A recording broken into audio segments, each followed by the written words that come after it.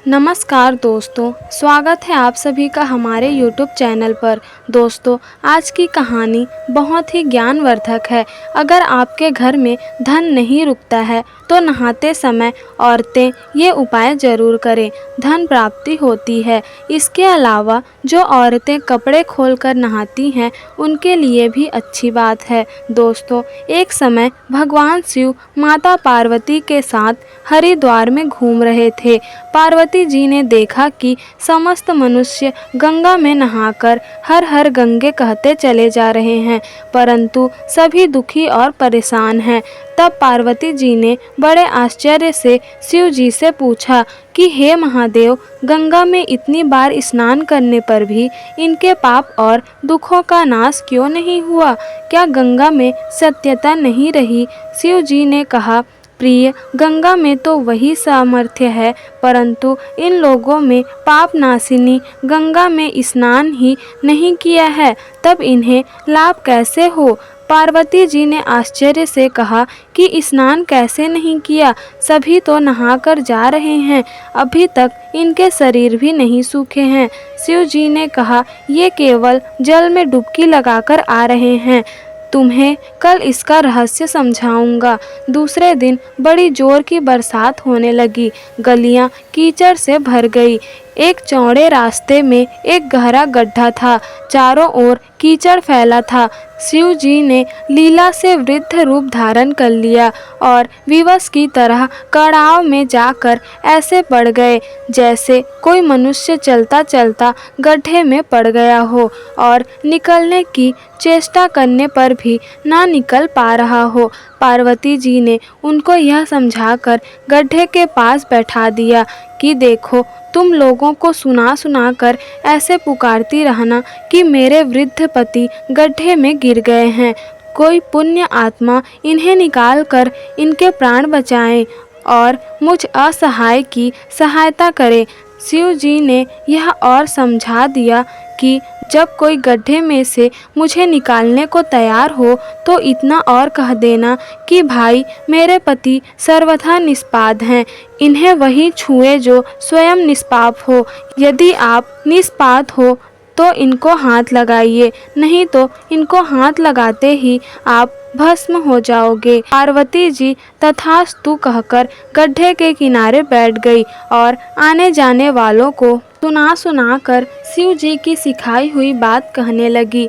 गंगा में नहाकर लोगों के दल आ रहे हैं। सुंदर युवती को यूं बैठी देखकर कई पुरुषों के मन में पाप आया, कईयों को धर्म का कुछ भय हुआ, कई कानून से डर गए। कुछ लोगों ने तो पार्वती जी को यह भी कहा कि मरने दे बुढ़े को, क्यों उसके लिए रोती है। और कुछ दयालु चरित्रवान पुरुष थे, उन्होंने करुणावश उस युवती के पति को निकालना चाहा, परंतु माता पार्वती के वचन सुनकर वे भी रुक गए। उन्होंने सोचा कि हम गंगा में नहाकर आए हैं तो क्या हुआ, पापी तो हैं ही, कहीं सहायता करते हम भस्म न हो जाएं। इस स्त्री के कथन के अनुसार हम स्वयं भस्म न हो जाएं। किसी का साहस नहीं हुआ। सैकड़ों आए, सैकड़ों ने पूछा और चले गए। संध्या होते ही शिव जी ने कहा, पार्वती, देखा आया कोई सच्चे हृदय से गंगा में नहाने वाला। थोड़ी देर बाद एक जवान हाथ में लोटा लिए हर हर गंगे करता हुआ निकला। पार्वती ने उसे भी वही बात कही। युवक का हृदय करुणा से भर आया। उसने शिव जी को निकालने की तैयारी की। पार्वती ने रोक कर कहा कि यदि तुम सर्वथा निष्पाप नहीं हो तो मेरे पति को छूते ही जल जाओगे। उसने उसी समय बिना किसी संकोच के दृढ़ निश्चय के साथ माता पार्वती से कहा कि माता, मेरे निष्पाप होने में तुझे संदेह क्यों होता है? देखती नहीं, मैं अभी गंगा नहाकर आया हूँ। भला गंगा में गोता लगाने के बाद भी कभी पाप रहते हैं? अभी तुम्हारे पति को निकाला हूँ। युवक ने लपक कर बूढ़े को ऊपर उठा लिया। शिव पार्वती ने उसे अधिकारी समझकर अपने असली रूप से दर्शन देकर कृतार्थ किया। शिव जी ने पार्वती से कहा कि इतने लोगों में से इस एक ने ही गंगा स्नान किया है।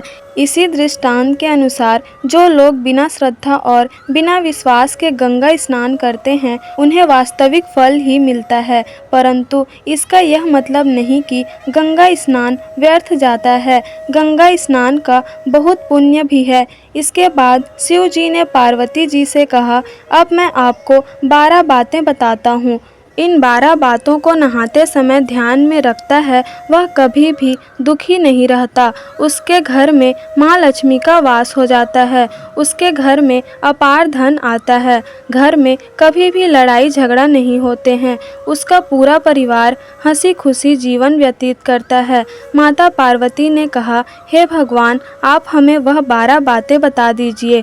इसके बाद भगवान शिव उन बातों को बताना शुरू कर देते हैं और माता पार्वती बहुत ध्यान से सुनने लगती है।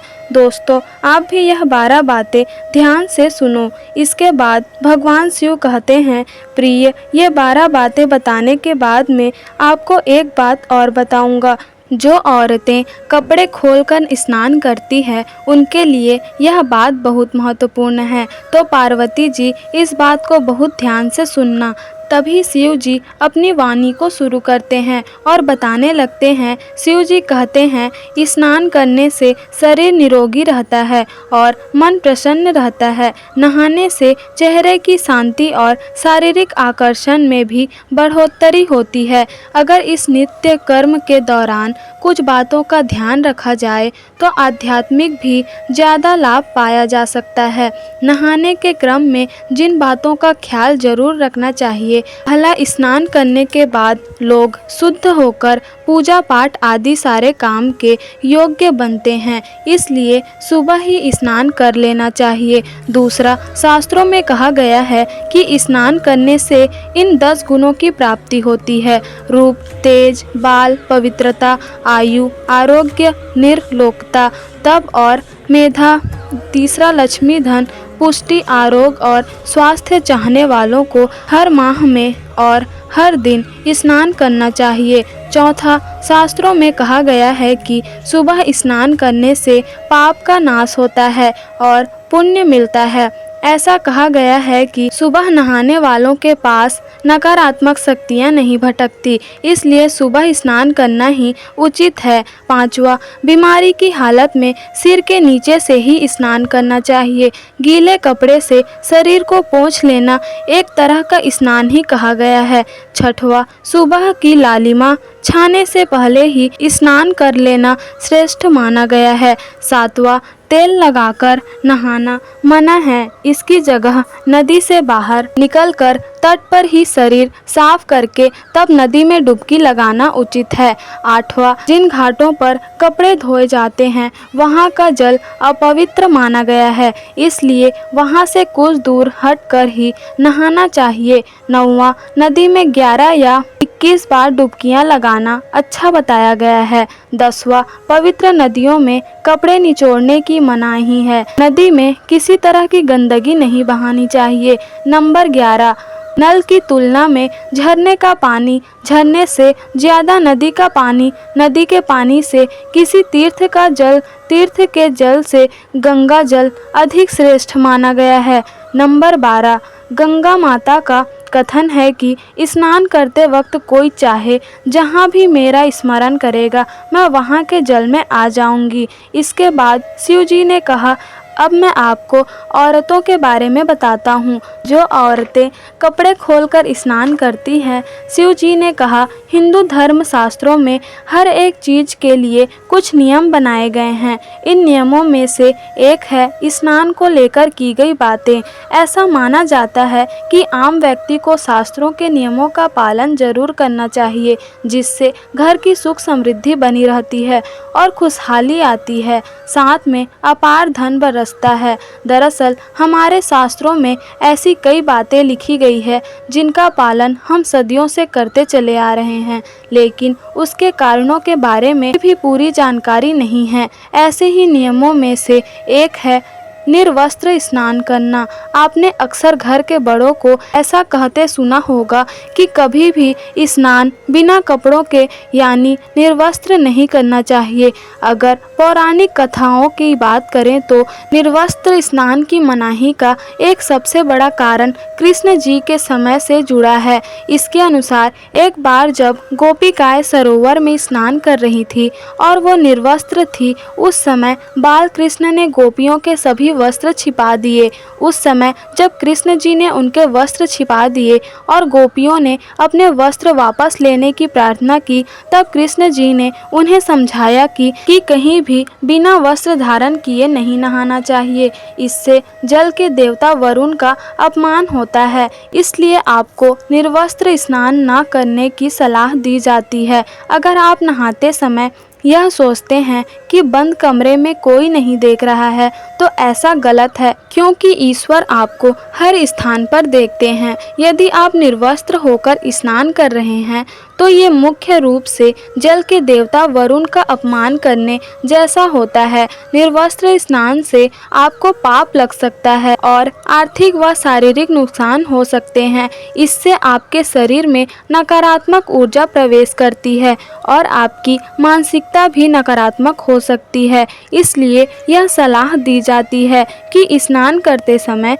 कोई एक कपड़ा धारण करे, लेकिन बिना कपड़ों के स्नान न करें, तभी आपके लिए बेहतर होगा। निर्वस्त्र स्नान से शरीर की सकारात्मक ऊर्जा शरीर से बाहर निकल सकती है और इसका प्रभाव आपके शरीर व मन मस्तिष्क में भी होता है। गरुड़ पुराण के अनुसार जब आप स्नान करते हैं तो आपके मृत पूर्वज आपके आसपास होते हैं। यदि आप निर्वस्त्र स्नान करते हैं तो आपको पितृ दोष लग सकता है। ऐसे स्नान करने से आपके पितरों को तृप्ति नहीं मिलती है और ये घर में पितृ दोष का कारण बन सकता है और ये वस्त्रों से गिरने वाले जल को ग्रहण करते हैं, जिनसे उनकी तृप्ति होती है।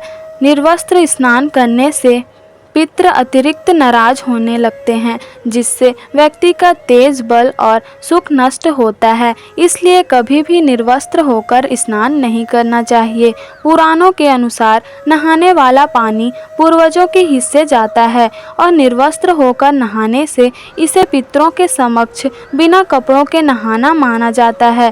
शास्त्रों में ऐसी मान्यता है कि यदि कोई निर्वस्त्र स्नान करता है तो माता लक्ष्मी उनसे रुष्ट हो सकती है और आपकी आर्थिक स्थिति खराब हो सकती है। इन्हीं कारणों से आपको निर्वस्त्र स्नान न करने की सलाह दी जाती है।